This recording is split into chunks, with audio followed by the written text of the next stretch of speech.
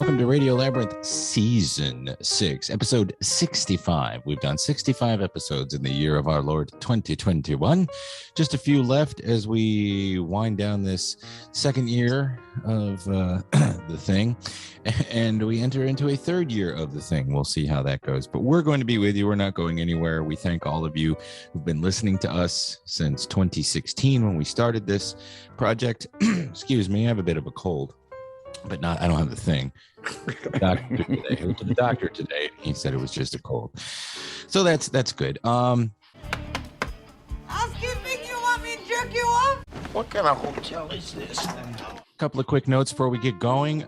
Radio Labyrinth Presents returns next week. So on Wednesday, this coming Wednesday, December 8th, be on the lookout for our interview with Brian Troxel. He is a local actor. Among other things, he's an audio book narrator, and he works with Sketchworks. We've had him on the show before. We'll put a link to the previous episode they're on in the video and in the RSS feed. But he's on to talk about his career and most recently appearing in the first episode of the Hawkeye series, which you can see on Disney Plus. And it's a very, very good show that we all seem to enjoy quite a bit. And I haven't seen Alda once in 3 episodes yet. Oh, yeah. Well, they're saving that for the reveal. That's the reveal coming at the end. Hawkeye is Hawkeye. But anyway, yeah, be on the lookout for that coming up next week. And then we'll also have one the following week, which we'll tell you about next week. So, yippee, yay. Let's see. What else? We have a lot to talk about before we talk about the show. We have a end of the year holiday party coming up that will take place at Atlanta Pizza in Euro. They are inviting us back. We haven't worn out our welcome, and Mike and Kim are opening their doors. We'll be there from 1 to 4 p.m. on Sunday, December 19th. We'll be joined by First Crush IPA that will be available to purchase and sample. And of course, this time we're going to let you order off the menu. We are asking if you want to bring, holiday themed sweets, desserts. If you make Christmas cookies, I was thinking if you can make weird Christmas cookies in shapes and things like that, that would be a lot of fun. But yeah, we're gonna have all sorts of fun, and if we can arrange it and get it worked out, we're gonna screen a 1-hour holiday special. And won't that be fun? So that'll be the third hour. It's 1 to 4 p.m. More on that as it develops, but we'll put a little post up on our Facebook page to gauge interest and see who can make it. No, it's going to be tough during holiday season, but our last event turned out pretty well, and we'd love to see you there. So just come out, hang out, and you can bring the kids. It'll be family friendly. I'll try not to swear too much. And like I said, we'll watch a classic holiday special after everybody has eaten. So it's like a order off the menu thing. No, there's not a buffet this time, right? No buffet. This time you can order off the menu, and you don't have to eat. You don't have to buy any beer. You can come and sit and watch, and you don't have to. You can get a glass of water. But he'll have a staff there. Dustin's son will be working that day. So yes, he will. And you can boss him around. Dustin, you were saying that there should be an opportunity for us to screen something there, but we got to figure out how to do it, right? Yeah. We can. We should be able to get a the projector and get a screen up, and we can that way everybody will be able to see everything. It's not going to be crowding around one of those Pizza Hut televisions that that everybody used to have back in the day. So right. We should try to get something to be a little more, and we'll try to find something that is kind of centric to Radio Labyrinth, something we either discuss or have talked about, or something up our alley. Right. Maybe we could finish our 64 bracket, and then the winner could be part of the screening. Maybe. We could, yeah. Maybe. I'm thinking of something that's old, but also really, really memorable. But we'll see. Like, there's one that the Christmas special that you don't see anymore, obviously, because nobody cares. But Rich Little did a Christmas Carol where he played all the characters. That's one of my favorites. But that ain't gonna fly. That's not even in our bracket, which we're gonna talk about right now. So, like we said, we'll get it all figured out. But if you can make it, save the date. Sunday, December 19th, 1 to 4 p.m. at Atlanta Pizza and Euro in beautiful Conyers, Georgia. We are going to be kicking off the ultimate pop culture Christmas bracket in just about a week. You'll find it on our Twitter, and I think on Facebook we'll tally all the votes, and there'll be an ultimate winner. We have 64 Christmassy pop culture items seeded. I'm working on the bracket right now. Once that's ready, I will tweet that out and put it on Facebook, and you can find that at facebook.com/Radio Labyrinth, also on the Radio Labyrinth Radio Shack. And then there's, of course, Twitter, which is @radio_Labyrinth. So be on the lookout for that. That's going to be fun. And everybody chipped in to throw in their 2 cents on the show. So we'll get that taken care of. Okay.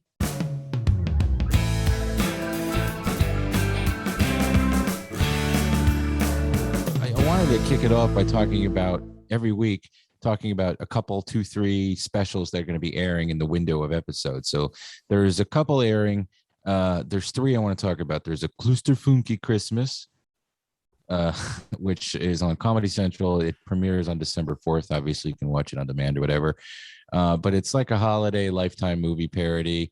This is from Rachel Drash and Anna Gasteyer, who are both very, very talented, very, very funny SNL alum.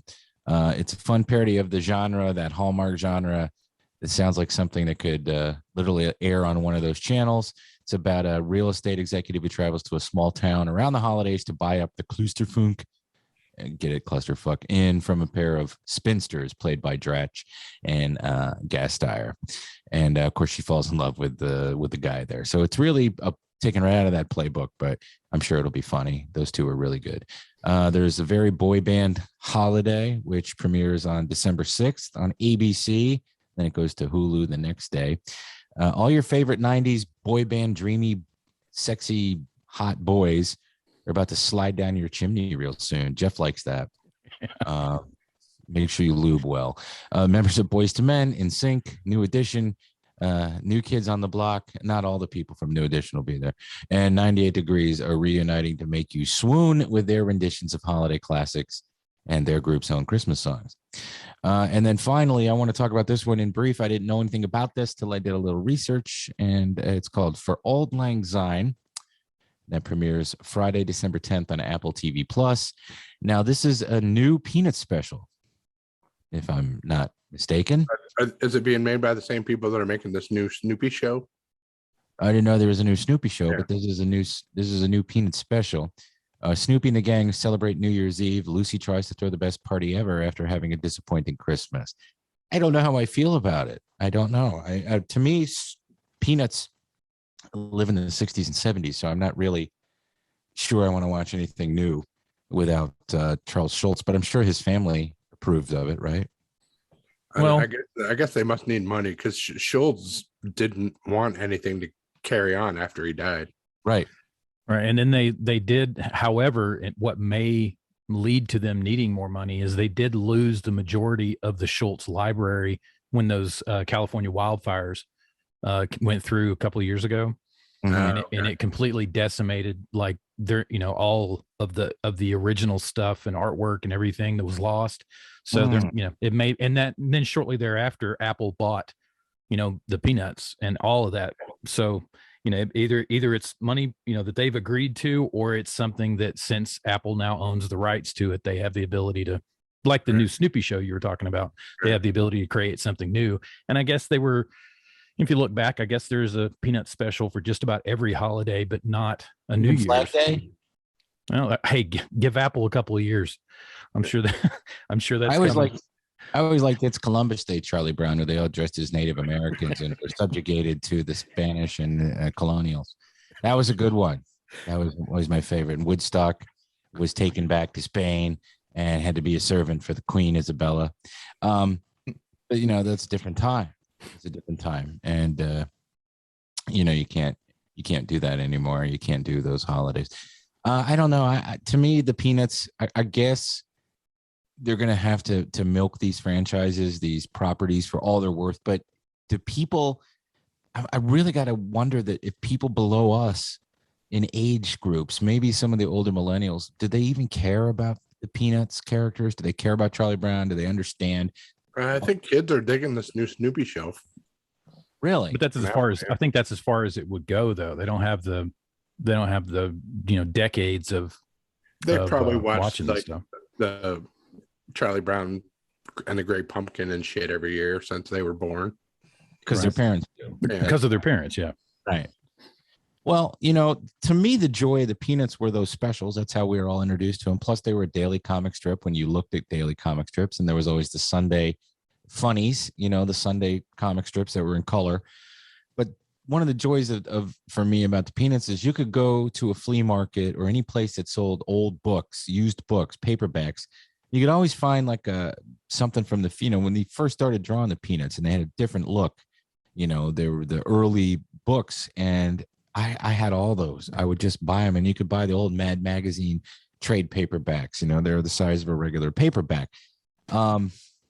Yeah, I just loved all that stuff. So, but I had to go find that on my own. I don't know that they're going to be doing that. I wonder about certain things like because Warner Brothers and Marvel and all that stuff that's been with us and the generation previous to us, they've managed to bring that to the future to now and make it relevant. So I don't know if it'll work, but yeah, we'll see.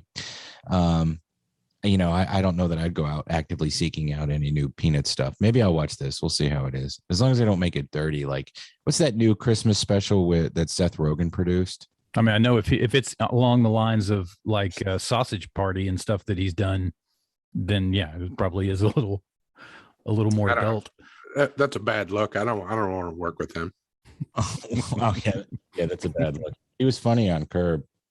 Now there's this new TV show, I guess it's called. It's called Santa Inc. and it's on HBO Max. And the only reason I know anything about it, and it starts tomorrow, December 2nd, which is 2 days ago or 3 days ago if you're listening today. And what's happened with this, I'll read you the description of the show. As the workers of the North Pole celebrate a successful Christmas, Candy is shocked by the news that her boss at Santa Inc. has been poached by a big tech competitor. So it's basically about elves and Santa, and you have Seth Rogen's playing Santa Claus. Sarah Silverman is Candy Smalls. Gabri Sidibe, is that how you say it? Gabri Sidibe, the actress who was in Precious, she's in it as well. She plays a character named Goldie. This is something that would be right up our alley, you would think. It's funny. It's going to be subversive. It'll have that Sausage Party type feel. Mm-hmm. And what's going on is that the trailer got posted on YouTube, and then a bunch of trolls started really making it terrible. The headline here is Anti-Semites, Holocaust deniers flood comments on trailer for Seth Rogen Christmas movie. It's not funny, but Jesus, what kind of crazy ass world do we live in where this happens every time something like this is dropped? Well, it's because it's unfortunately the reality of giving everyone a voice through the internet. Yeah. Yes. We need some of these trolls to comment on our YouTube videos. Yeah, sure we do. Yeah. All right. Well, let's do something that pisses off the alt-right. You think about what that would be. And people will flock to us and maybe give us money. Our Patreon, by the way, is patreon.com/Tim Andrews if you want to sign up. But yeah, when their trailer dropped right before they started hiding the dislikes on YouTube, and it had 38,000 dislikes and 1,000 likes. Now you can't tell. It was 28,000 before they removed the count. People hate this subversive piece of shit. I don't think people hate that kind of shit. I don't think that Sarah Silverman and Seth Rogen got together and said, let's piss all over something that people like. They're not out to kill anybody. They're not out to destroy Christmas. They're just making a funny movie that a lot of people are going to like. So lighten up. It's comedy, and they're not out to destroy Christmas, and it's not some subversive Jewish plot to ruin the world's Christianity. It's not. It's a goddamn movie, and it's a comedy. And Seth Rogen has to find things to do that don't involve his best friends because he can't associate with them. So let him make a Christmas movie. Yeah, you can only do so much pottery. Yes, I think maybe he should convert to Jews for Jesus. You're talking about that Curb Your Enthusiasm episode, which is one of the funniest ones this season so far. I mean, they've all been pretty good, but this one was really, really funny. I love the absurdist part of this. Okay, he's doing a series and it's Little Larry or whatever, but it's not like the previous times he's worked. This is just all slice of life shit for him. And you got to think this is definitely the last season, right? I don't know. I think he could keep doing it indefinitely. You think so? He's 70, what? He's 76 years old? I know, but I mean, how hard is it? Yeah. Well, I guess it can't be that hard. Not as hard as it is if he just keeps swinging for the fences, like, like there's not another season. I mean, that's usually when his best stuff comes out anyhow. Yeah. He should play Jesus in an Easter special with Seth Rogan that everybody is mad at, complain about on YouTube. God, that stuff pisses me off. Culture wars are ridiculous. And Dustin made the point, and that is the only point you can make from this, is you democratize everything and you let people have a voice who shouldn't have one. Everybody, you have your voice. You can go on your rooftop and scream about, the Jewish conspiracy, but no one's going to look at you. But then you go to YouTube and type it under something and, you are anonymous, so nobody knows who you are. And then everybody else, it's just terrible. It's just terrible. Stop it. Santa Inc. looks funny, and I'm going to watch it. And like I said, it starts on the 2nd of December. So that's tomorrow for us, but you're in the future listening to this. That's a couple days ago.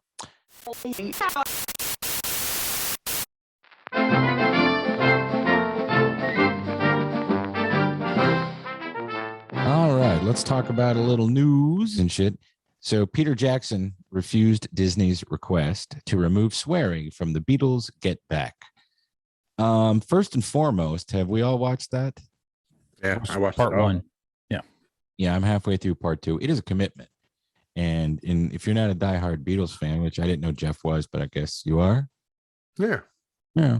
It's definitely an interesting piece of history. That's for sure, to watch. It's 8 hours long. And it's the Beatles sitting around talking about this and that while they try to record and get ready to do a live show that they cancel doing. And it's just a lot of fun to see them arguing with each other. And being a fan of the Beatles for as long as I have, some conceptions I had have flipped on themselves now. I always thought, like a lot of people, that Paul broke up the band or that Yoko broke up the band.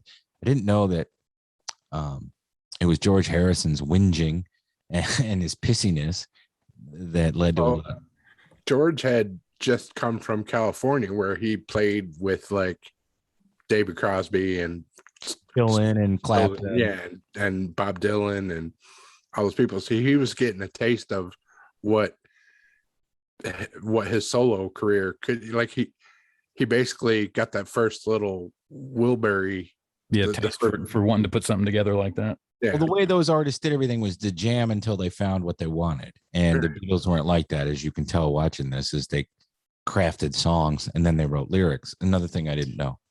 Well, he got the first little taste of what it could be like if he was out on his own. Right. And that's why he was like, at that point, he didn't care if the Beatles broke up. Right. You know what I mean? He was looking ahead. When they started giving him shit, he was like, all right, fuck this. Yeah. But I can tell you though, as from being in a band for a number of years and seeing those guys sit in that room and create stuff, for people that have never been in a group that has to collaborate and put things together like that, that is so, it's almost like I've seen that and been in that situation hundreds of times. Mm-hmm. And it's so real. I mean, it's so much the reality of four minds that have to put out one singular thing, and what it takes to collaborate and put those together under what I assume was a lot of duress. I mean, that was their future on the line. Right. And for a couple of them, they were definitely thinking about it a lot differently than the other two. Yeah, for sure. I think Ringo was pretty laid back about everything. He didn't care. Some of the most fun stuff I felt was like when they were so sick of playing the same song over and over and over again, they would just like fuck with it. Yeah. They would like sing like they were ventriloquists. Or they would do like weird accents, like, going home, like do posh British accents and stuff. John Lennon was always my favorite. you know, when I was younger and I actually thought about such things, I go, John Lennon is my favorite because he's the smartest and most introspective and he had blah, blah, blah, blah. But you can tell that he's fucked up most of the time, or at least he was fucked up the night before. He's late to every session. Yeah. And he's also saw him being a complete tool to Peter Sellers. Yeah. Who I found out that the director, Michael Lindsay Hogg, you know, this movie I'm making is going to be nothing. The assumption is that he said, "Hey, why don't you come on set? You know, you're Peter Sellers. Everybody knows you." Well, Peter Sellers was going to be in that movie with Ringo, right? And he comes in, and you know, ostensibly to talk to everybody, and then John just starts trying to one up him constantly with his wit and his jokes, and it kind of puts him off, and you can see on his face. And then as he's leaving, Paul looks at him like, "Aren't you glad you came here?" Yeah. Then don't meet your heroes. Right. Well, Yeah. I started thinking, well, I mean, I wouldn't think that Lennon would be one of Peter Sellers' heroes, but because Peter Sellers did a bunch of novelty songs based on the Beatles. He did different British accents reading the lyrics to She Loves You. Have you ever heard those? No. Huh? There's a couple. They used to play them on Dr. Demento a lot, but there's 3 or 4 different ones. And it's just 2 guys talking to each other, and there's different music playing in the background. But she loves you. She said, "You know, I saw her yesterday." "You did?" "Yeah. She told me what to say." "What'd she tell you?" "She said she loves you." "Yeah. Yeah. Yeah." My favorite part is when he goes, "Apologize to her." And the other voice goes, "Why the devil should I?" But anyway, if you can find him and you like Peter Sellers and you like novelty songs, just go to YouTube and type Peter Sellers Beatles and you'll find all of them. I don't know. I got a weird thing, but I got to finish watching it. It is, to me, a huge investment. I don't blame Yoko for breaking up the Beatles anymore. No, I never. I don't know that I ever did. I guess I went along with everybody else. Yeah, it was her. She sat there quietly knitting. She did. She didn't say a word. She was on microphone doing her stuff a little bit when there was like downtime. Yeah, and then Paul McCartney's stepdaughter mocked her. Not mocked her, but copied her, you know. Yeah, but like she was just screwing around. Right. She wasn't trying to interject anything. She wasn't trying to say shit or make John say shit. Right. But it was the fact that she was there, I think, was the everybody issue. was there. Paul's wife was there. George's girlfriend were there. Yeah. I don't know. Those 2 Hare Krishna guys jiggling their nutsacks. Yeah, I mean, I don't know. I looked at it. I always looked at her like, you know, a member of your band's girlfriend, and that's just, you know, the relationship that they had is not a relationship that she has with the rest of the band, right. But she assumed that relationship, and that's, I don't know. He was weak in that way. Well, we know we're together, we're the same, blah blah blah. You know, he needed a crutch. Yeah. Well, he always needed that. Right. And that comes from his childhood, you know, his mother leaving him and his father, but his mother leaving him and being in and out of his life and him being raised by his aunt. And, you know, he had those abandonment issues, and, you know, he had his first wife who he just left and he abandoned his child, you know, Julian. And, you know, he met Yoko and he fell in love with her, and that's just the way it manifested itself. But, you know, I think that out of all 4 of them, definitely Paul and Ringo were the most grounded. But like to Jeff's point, George had a taste for independence, and it's like, oh, these guys all worship me because I'm the guitar player for the Beatles. You know what I mean? And he was friends with Clapton. Clapton ended up stealing his wife. Yeah. Some really good songs written about Patty Harrison. But yeah. They like 3 weeks later, they go in the studio to record Abbey Road, right? Yeah. After this, so yeah, Abbey Road was after it, and Abbey Road was released before Let It Be, because Let It Be was just this, everything you're seeing happening was a big mishmash, and then they took it to Phil Spector after Paul left the band, and Phil Spector put it together. So Let It Be came out, and you know, Phil Spector had done his magic on it. You know, he didn't kill it or anything, but he did what he had to do, and Let It Be is a good record, huh? Paul hated what Phil Spector did to it. I know he did, and then he put out a stripped down version, but it isn't as good. It is. I like the version that Spector put out. Yeah, I think Spector did a good job with the orchestra and stuff. Yeah, you know, and you can do whatever, but Abbey Road is a masterpiece. Abbey Road is my favorite. I wonder if there's a documentary about the making of Abbey Road, because that would maybe show the real reason they finally broke up. I bet that there isn't, because I bet they were tired of having cameras. Yeah, they probably didn't like having the cameras. Yeah, they wanted a closed set, I'm sure, for Abbey Road.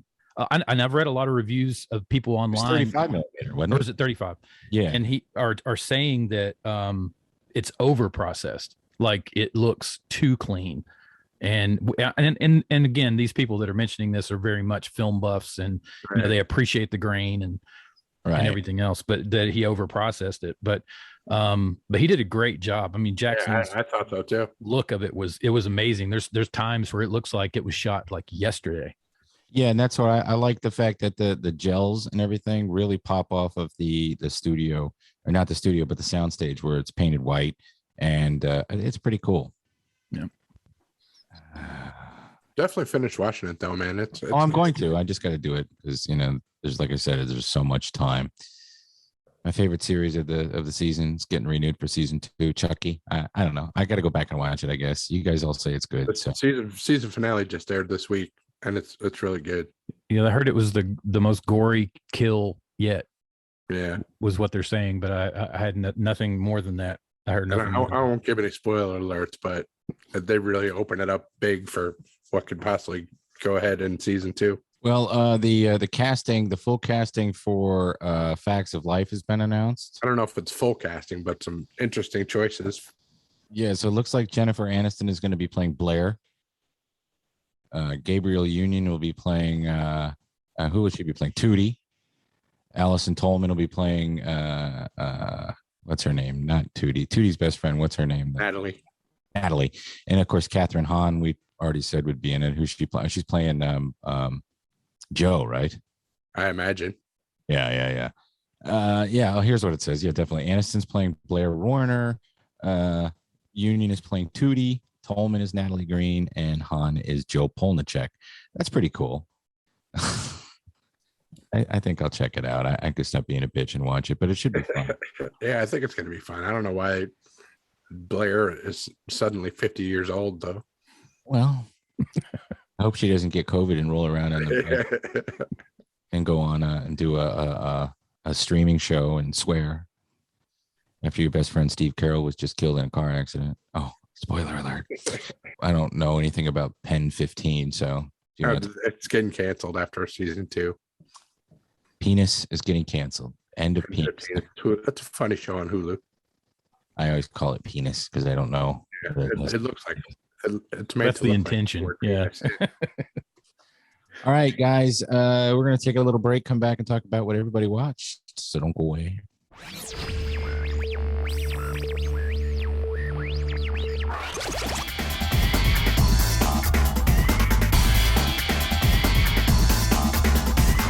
And we're back. We are back. Everybody watched Hawkeye 1 and 2. Jeff's the only one who's seen Hawkeye 3, or no, both of you have, right? No, just seen 1 and 2.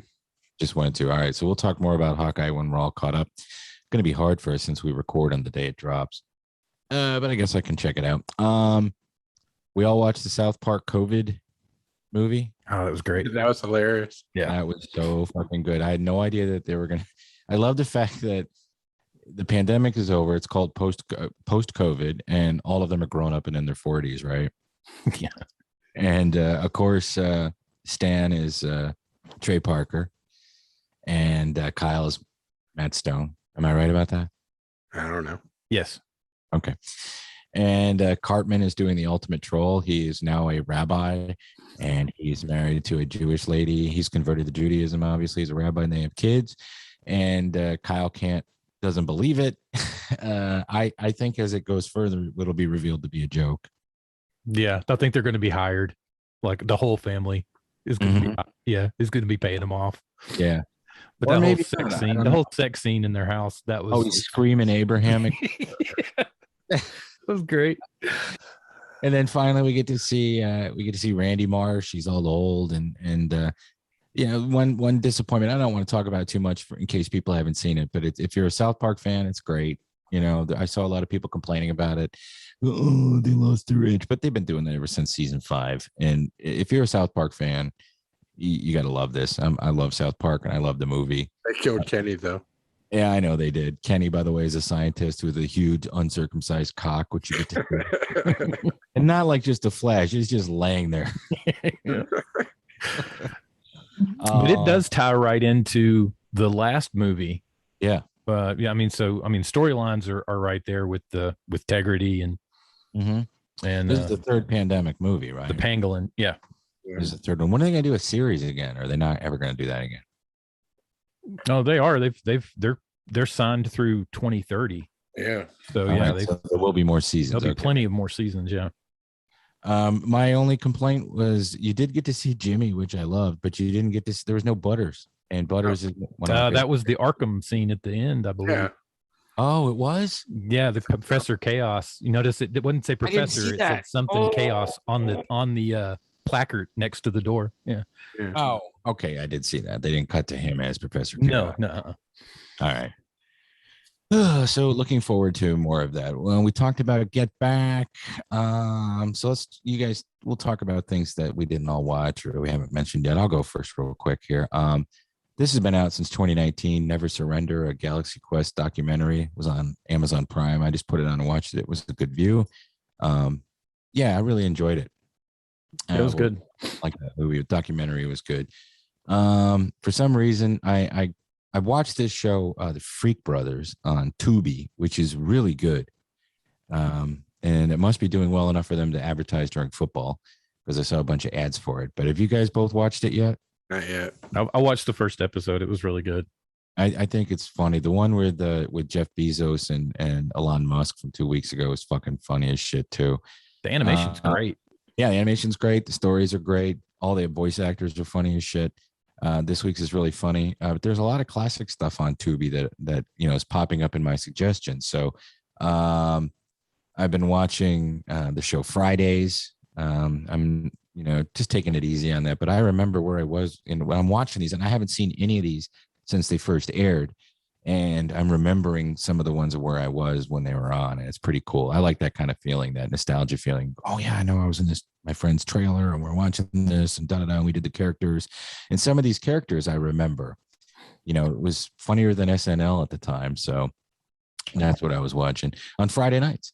And then it suggested the Gong Show movie. And I watched that. It's just as bad as I remembered, but it's bad in a nostalgic way. I watched the most recent episode of Dexter. I'm still enjoying Dexter. I like where it's going. Yes, it's a fun show. It's really feels like old Dexter. Curb Your Enthusiasm we talked about was really, really funny. Storage Wars. I'm all caught up on this most recent season, and I'm enjoying that as well. My staff pick is The Expanse, which returns for its 6th and final season on December 10th. I can't wait to watch the fucking show. I can't either. I hate the fucking moon. Since we talked about everything that I watched, you can go ahead, Jeff. Well, you can say your staff. I'm trying to see, the only thing, some of the stuff that I watched that nobody else watched. I watched that Sex Lives of College Girls. Mm-hmm. First 5 of them on, I think that's HBO Max. How's the plausibility on that, Joe? Yeah, there's plausibility in every episode. That's an end. I would assume that's why you went through episode 5. It's funny though. It's really funny, and the girl that's obviously based on Mindy Kaling is very funny. Mm-hmm. And that Timothy Chalamet's sister He has a name, I don't know what her name is. Incontinentinous butter. She's cute, and I like her character. She's like this nerdy Midwest kind of college girl. Mm-hmm. It's fun. I'm going to stick with it. I enjoy it. I think we should call it Poon, though. Wow. I'm not sure how to spell that. Poon or Pune. You're filthy. Wheel of Time. I watched the first 4 of those on Amazon. Not great. Yeah. I think for some reason Amazon didn't give them a lot of money. Maybe. Yeah, I watched the first 10 minutes of the first one. That's why I was like, budget was really cut back. Yeah, it's like, but it's Amazon. They have all the money in the world. I don't know why they didn't give them the money. I think if they had more money, it would be better because the story's kind of interesting, but it's not great. That's No. all I'll say about that. How To with John Wilson came back on HBO. Did you watch any of those from the first season? No. Remember that show? It was really good. It's produced by Nathan Fielder. So it's kind of like Nathan For You. Remember that show? Mm-hmm. Yeah, so it has that feel to it. I've watched all of the part 2 of Kevin Smith's Masters of the Universe Revelations. That was good. Wrapped up 5 episodes. Right. And if they'd have released all of it at once, it could have squashed all of that. Yeah. All the crap that came from it. Yeah. Yeah. Oh, sorry to interrupt. Jeff, did you watch that YouTube video I sent you? No, what'd you send me? I sent you Joe Pera at that guy's house making a chip. Oh yeah, making that stool. Yeah. Now, was that on his show? No, I don't think so. Yeah, I love this channel where this guy he makes recipes from colonial America. So, and I didn't, in the feed, I just saw that Joe Pera had been there recently. There's one where they sit by a fire and you made me cocoa. And then there's another one where he makes a chair. It was fun. Yeah. All right, sorry to interrupt. Go ahead. Oh, that's okay. I think that's it. Lost in Space starts today. That's my staff pick. The final season on Netflix. And Dustin, I just looked. You everything. Well, not Red Notice. I'll do Steph's real quick. She watched True Story on Netflix, Yellow Jackets on Showtime, Hawkeye, and her staff pick is the Always Sunny podcast, which is now the #1 podcast on Spotify. Sorry, Joe Rogan. Yeah, that's coming back soon too, isn't it? Yeah. I'm gonna try that out. The Always Sunny podcast. Yeah, I'll go ahead and say Red Notice is not my staff pick. It was probably be my anti-staff pick if I had to do one. That is for it being not good. Yeah, for it being the most watched thing on Netflix now, which it broke Squid Game's record and everything. For it being the most watched thing on Netflix, it is a hokey movie. It's just it's amazing that they put those 3 actors together with the worst possible script they could ever come up with, and it's as popular as it is. The only thing selling it is it seems like one of those movies where they're like, oh, you can make Black Adam or whatever, but you got to do this for us. There's one whole scene where he comes in across the room, pours a glass, and then drinks it before anything even happens in the whole scene. It must have cost like $200,000 to film that scene, and it was just an ad for his gin. Yeah. Damn. But bad movie. All right. Well, I guess that's it for this week. Look, if you're looking for an animal, a pet, don't shop, adopt, don't shop. Go to barkvilledogrescue.org and find a pooch that will fit with you and your family. You know what I mean? There's a lot of people who got one during COVID and they don't want it anymore. Well, somebody wants to love an animal, and if that's you, again, barkvilledogrescue.org. Is there any business we haven't covered yet, fellas? No, keep your eyes out for the Christmas bracket on social media. And don't forget, next Wednesday, December 8th, or this Wednesday, December 8th, look for our Brian Troxel episode of Radio Labyrinth Presents. Until next week, please remember to keep it heaven.